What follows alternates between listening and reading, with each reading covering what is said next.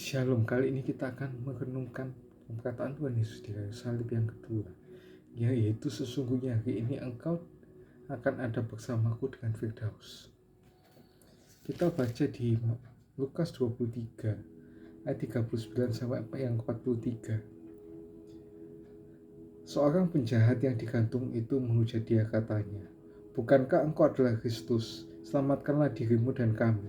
Tetapi seorang menegur dia, katanya, Tidaklah engkau takut juga tidak kepada Allah, sedang kau menerima hukuman yang sama."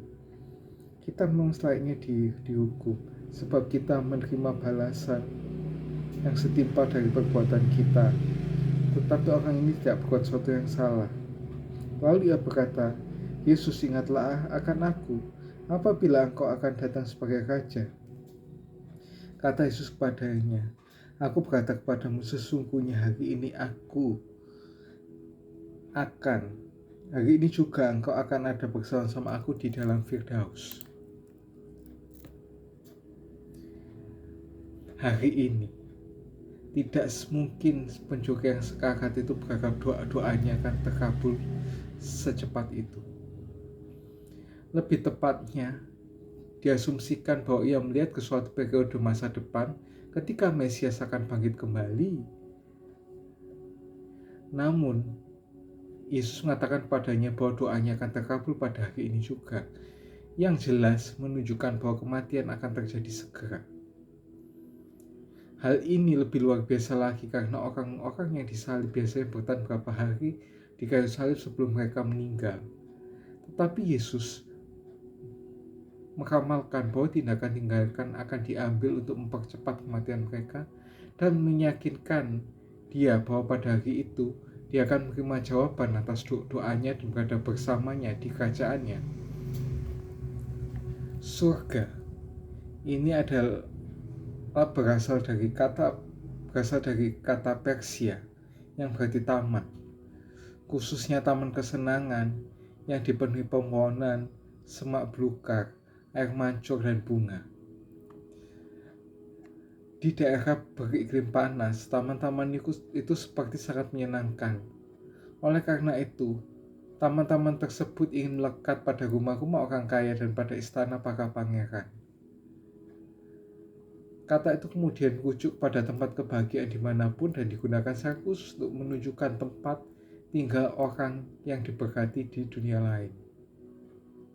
Orang Romawi membicarakan tentang Elysium, dan orang-orang Yunani menyebut taman Hesperides, tempat pohon-pohon menghasilkan buah emas. Taman Eden juga berarti taman kesenangan yang menghasilkan buah emas. Dan dalam Kejadian 2 ayat 8 Septuaginta menerjemahkan kata Eden di tepi Firdaus. Oleh karena itu, nama dalam kitab suci ini menunjukkan tempat tinggal orang yang diberkati di dunia lain. Lihat catatan di 2 Korintus 12 ayat yang keempat.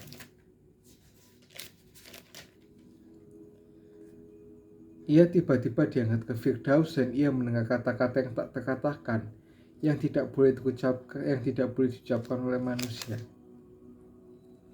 Ini ceritanya kan penglihatannya Paulus terhadap orang yang tiba-tiba diangkat ke surga.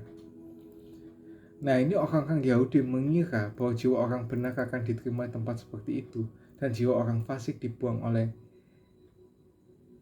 Gehenna atau banyak disebut sebagai neraka sampai pada saat penghakiman. Mereka juga punya banyak dongeng tentang keadaan ini yang tidak perlu diulangi. Arti yang jelas dari ayat ini adalah hari ini kamu akan dibuat bahagia atau diterima dalam keadaan diberkati bersama Yesus setelah kematian. Patut dicatat bahwa Yesus tidak mengatakan apapun tentang tempat di mana seharusnya tempat itu berada atau kondisi orang-orang di sana, kecuali bahwa tempat itu adalah tempat yang diberkati dan kebahagiaannya akan dimulai segera setelah kematian. Filipi 1 ayat yang ke-23.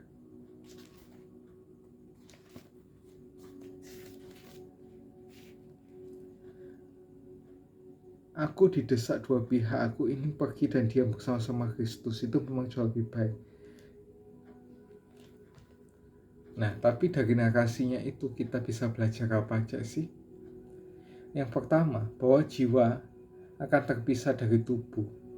Karena ketika pencuri dan juru selamat berada di Firdaus, tubuh mereka akan berada di kayu salib atau berada di kubur. Yang kedua, bahwa segera setelah kematian, pada hari yang sama, jiwa orang yang benar akan dibahagiakan. Mereka akan merasa aman. Mereka akan diterima di antara orang-orang benar. Dan mereka akan memperoleh kepastian akan keabadian yang mulia. Yang ketiga, keadaan itu akan berbeda dengan keadaan orang fasik. Janji itu dibuat hanya untuk satu orang yang disalib, dan tidak ada bukti apapun bahwa yang lain masuk ke sana. Itu juga perumpamaan orang yang kaya dan Lazarus, seperti yang ada di Lukas 16 ayat 19-31, itu bisa dibaca sendiri nanti ya. Yang keempat, merupakan kemuliaan yang utama bagi bangsa ini dan surga untuk diizinkan melihat Yesus Kristus dan bersama-sama dengan Dia. Engkau akan bersama-sama dengan aku. Engkau akan bersamaku. Aku ingin berangkat dan diam bersama Kristus. Ada di Filipi 1 ayat 23, dan lihat juga Wahyu 21 ayat 23.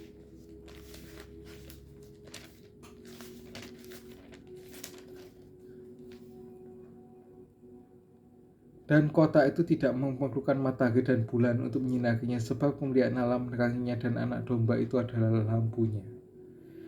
Terus Wahyu 5 ayat 9-14.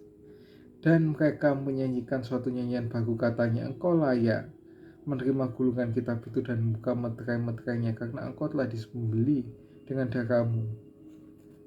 Engkau telah membeli mereka bagi Allah dan tiap-tiap suku dan bangsa oleh kaum dan bahasa dan bangsa maksudnya. Dan engkau telah membuat mereka menjadi satu kerajaan dan menjadi imam-imam bagi Allah kita, dan mereka akan memerintah sebagai raja di bumi. Maka aku akan melihat suara banyak di sekeliling tata makhluk-makhluk dan tua-tua itu. Jumlah mereka berlaksa-laksa dan beribu-ribu laksa, katanya dengan nyaring. Anak domba yang disembelih itu layak untuk menerima kuasa dan kekayaan dan hormat dan kekuatan dan hikmat dan kemuliaan dan puji-pujian. Dan aku mendengar semua makhluk yang di surga dan yang di bumi dan yang di laut semua ada di dalamnya berkata, bagi Dia yang duduk di atas tahta, bagi anak domba adalah puji-pujian dan hormat, kemuliaan dan kuasa sampai selama-lamanya. Dan keempat makhluk itu berkata amin, dan tua-tua itu jatuh tersungkur dan menyembah. Nah, selain itu yang bisa dipelajari lagi dari perkataan ini apa? Kalau manusia itu takut tentang hal-hal yang belum terjadi sama hal yang sedang terjadi. Coba kita dibuka di Lukas 21 ayat 25 sampai yang ke-26. Dan mereka akan tewas dengan mata pedang dan dibawa sebagai tawanan segala bangsa, dan Yerusalem akan diinjak-injak oleh bangsa yang tidak mengenal Allah, sampai genaplah bangsa itu. Dan solusinya 1 Petrus 3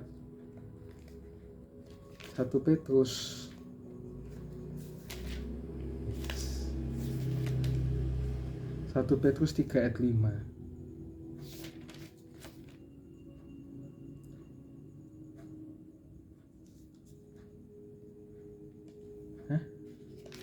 3 ayat 5. Sebentar kok ayatnya salah ya.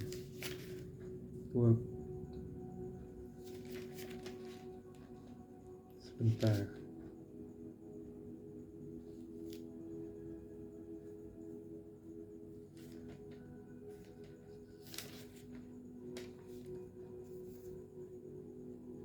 Petrus 1 Petrus 5 ayat 7. Serahkanlah segala kekhawatiranmu kepadanya, sebab Ia yang memelihara kamu. Apa sih reaksi orang yang takut dan bingung itu? Yang pertama itu agresif dan suka menyerang. Orang yang takut pasti agresif ya. Kayak contohnya paslon yang takut kalah karena ini ya masih berbau pemilu. Pasti kok ada masalah tentang paslon itu, pasti akan langsung ditutup-tutupi, langsung marah. Gak mungkin lah paslon kita melakukan itu, gak mungkin lah paslon kita melakukan itu. Pasti ada takut dan suka menyerang, dan bahkan menyerang yang menyalahkan itu. Yang kedua, pasif dan tertekan.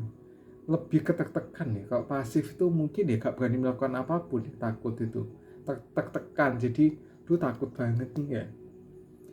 Yang ketiga, realize dan berserah kepada Tuhan. Yang terakhir ini yang harus kita lakukan. Makanya tadi di 1 Petrus 5 ayat ke-7, serahkanlah segala kekhawatiranmu kepadanya sebab Ia yang memelihara kamu. Kenapa sih kita tuh harus punya kepastian di sini tuh? Yang pertama, bahwa dosa kita tuh sudah diampuni melalui pengorbanan Tuhan Yesus di kayu salib. Jadi memang Tuhan Yesus yang disalibkan, bukan Yudas atau siapapun ya. Kalau ada yang bilang gitu tuh hoax ya. Benar-benar Tuhan Yesus real yang disalibkan, dosa-dosa kita diampuni. Sudah diampuni. Asalkan kita tidak menghujat Roh Kudus ya, karena itu tidak dapat diampuni. Yang kedua, bahwa di dalam kita ada Roh Allah. Nah, kalau ada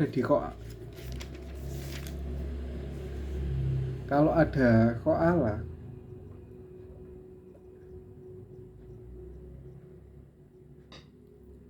maka seperti ada di 1 Yohanes 4 ayat yang keempat, kamu berasal dari Allah dan anak-anakku, dan kamu telah mengalahkan nabi-nabi palsu. Itu sebab kau yang ada di dalam kamu lebih besar daripada kau yang di dalam dunia. Karena dalam hati kita tuh adalah Roh Kudus. Jadi kita nggak boleh merasa ketakutan secara terus-menerus, hidup dalam ketakutan, hidup dalam kekhawatiran.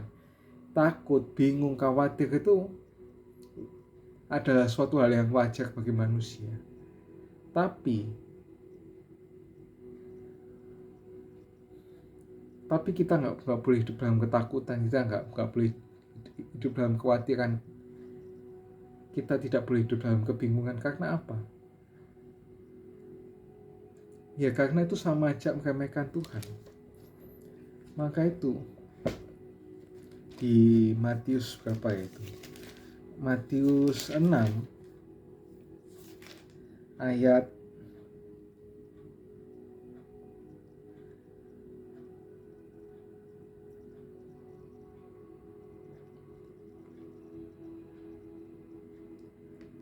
30 sampai 32. Jadi jika demikian Allah menandani rumput di ladang yang hari ini ada dan besok dibuang dalam api, tidakkah ia akan terlebih lagi mendandani kamu, hai orang yang kurang percaya? Sebab itu janganlah khawatir dan berkata, apakah yang kami makan, apakah yang kami minum, apakah yang akan kami pakai. Semua itu dicari oleh bangsa-bangsa yang tidak mengenal Allah. Akan tapi Bapamu yang di surga tahu bahwa kamu memerlukan semuanya itu. Lanjut sampai 34. Tetapi carilah dulu kerajaan Allah dan kebenarannya, maka semua itu akan ditambahkan padamu. Sebab itu janganlah kamu khawatir akan besok hari, karena besok hari mempunyai kesusahannya sendiri. Kesusahan sehari cukup untuk sehari.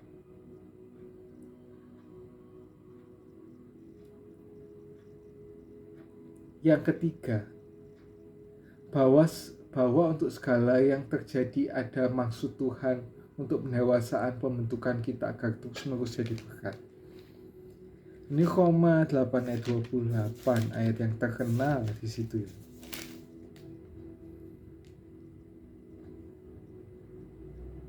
Kita tahu sekarang bahwa Allah turut bekerja dalam segala sesuatu untuk mendatangkan kebaikan bagi kita, untuk mendatangkan kebaikan bagi mereka yang ngasih Dia, yaitu bagi mereka yang terpanggil sesuai dengan rencana Allah. Jadi apa yang Tuhan lakukan pada kita itu pasti yang terbaik, percayalah, pasti yang terbaik ya. pasti Tuhan nggak minta tumbal, nggak minta bayaran apapun, semua free dari Tuhan itu. Pokok asal kita juga taat ya sama Tuhan ya. Jangan mendukakan hati Tuhan juga. Yang terakhir, bahwa kita menerima jaminan keselamatan yang sempurna dari Kristus. Kita itu menerima janji keselamatan, jaminan keselamatan yang sempurna dalam Kristus jika kita itu percaya kepada Kristus, mengakui dengan mulutnya.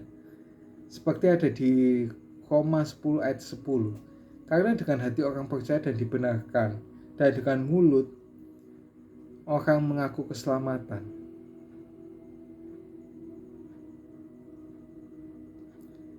Ayat yang ke-9 tadi kelewatan. Sebab jika kamu mengaku dengan mulutmu bahwa Yesus adalah Tuhan dan percaya dalam hatimu bahwa Allah telah membangkitkan Dia dari antara orang mati, maka kamu akan diselamatkan. Diulangi lagi sekalian. Karena dengan hati orang percaya dan dibenarkan, dengan mulut mengaku dan diselamatkan. Lanjut 11 ini yang terakhir. Karena kitab suci berkata barang siapa percaya kepada Dia tidak akan dipermalukan.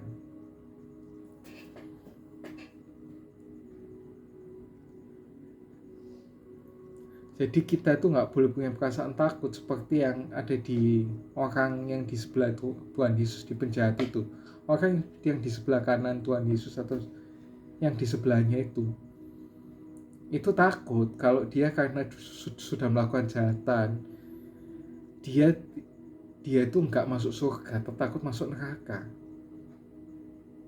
Tapi dia lebih milih percaya sama Tuhan Yesus, dan Tuhan Yesus memberikan jaminan pada hari itu juga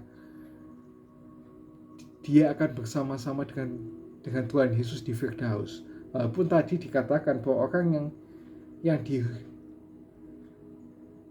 dihukum di atas kayu salib itu akan mati, akan meninggal dalam beberapa hari, nggak bisa langsung kayak begitu. Cuma Tuhan Yesus yang bisa mempercepat kematiannya dia dan juga kematiannya si penjahat itu. Karena apa? Sampai tunggu mereka itu apa ya, dagangnya habis, sampai tunggu mungkin dia benar-benar kelaparan atau kehausan, sampai benar-benar dianggapnya kayak mati biasa gitu, Selain itu kita juga nggak boleh khawatir, karena kalau khawatir itu kita sama dengan meremehkan Tuhan. Kayak tadi itu, apa yang mereka makanan, mereka pakaian itu dicari oleh bangsa-bangsa yang tidak mengenal Allah. Kalau kita mengenal Allah, ya juga makanya juga ya, ini baru ingat juga di Mazmur 23 itu paling terkenal. Yang pertama, Tuhan adalah gembalaku, takkan kekurangan aku. Nah, di sini takkan kekurangan aku, kita akan mengalami kecukupan dalam Kristus. Karena Kristus itu sudah sangat-sangat lebih dari cukup itu buat kita. Meskipun kita nggak punya apa-apa, kita dianggap orang itu orang miskin dan sebagainya, orang yang melarat dan sebagainya. Tapi kita masih punya Kristus yang masih bisa memenuhi kebutuhan kita. Walaupun memenuhi kebutuhan kita tetap harus kerja ya. Jangan tunggu gratis semua, makan gratis itu ya, jangan tunggu gitu terus. Tapi kita tuh harus kerja juga ya, supaya kerja yang benar, supaya Tuhan itu nanti juga bisa memberkati kita pada waktunya. Dan berkat Tuhan itu kayak apa sih yang pada waktunya sesuai apa? Di Filipi 4 ayat 19. Allahku akan memenuhi segala keperluanmu menurut kekayaan dan kemuliaannya dalam Kristus. Berbahagia siapa orang yang membaca atau mendengar, merenungkannya, menyimpannya dalam hati dan bahkan melakukannya dalam kehidupan sehari-hari. Ia seperti orang yang membangun rumah di atas batu, dan apabila ada angin menerjangnya, rumah itu tidak akan roboh. Amin. Jangan lupa like, subscribe, dan share jika kalian terberkati dengan konten ini. See you.